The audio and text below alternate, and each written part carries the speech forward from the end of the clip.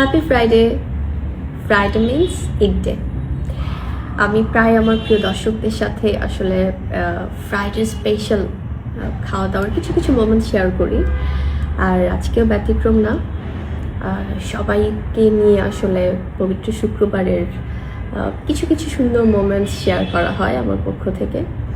So আজকে আমি চলে এসেছি শীতের পিঠা নিয়ে।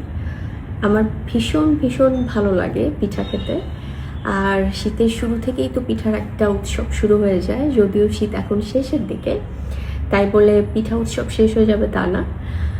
অনেক মজার মজার পিঠা আজকে আমি আমার অডিয়েন্সের সাথে আসলে একটু একটু করে শেয়ার করছি।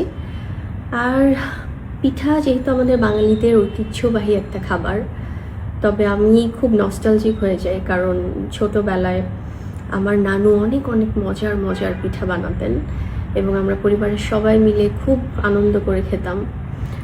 যদিও নানু আমাদের মাঝে এখন নেই, বাসায় বানানো হয় পিঠা অবশ্যই, আমার মাও পিঠা বানায়, তবে আমার মেজো আপু অনেক মজার পিঠা বানায়।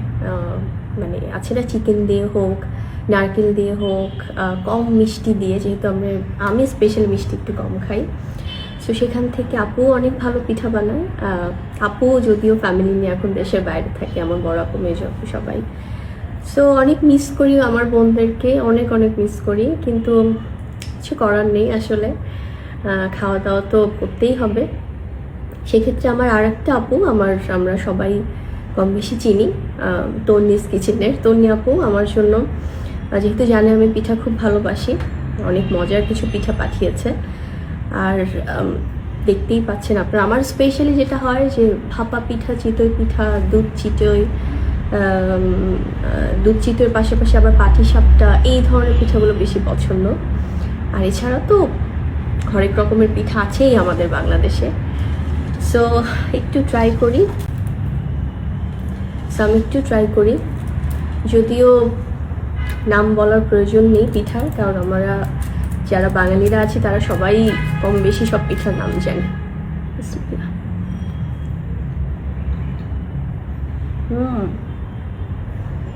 ভীষণ টেস্টি। আমি যেহেতু মিষ্টি খুব একটা বেশি খেতে পারি না, সো আপু জানে যে আমি কম মিষ্টি দিয়ে খাই, সো একদমই কম মিষ্টি দিয়ে বানিয়েছেন, অনেক মজা।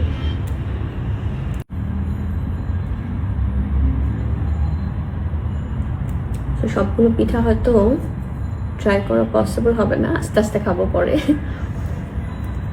এটা একটু ট্রাই করি পাটিসাপটা।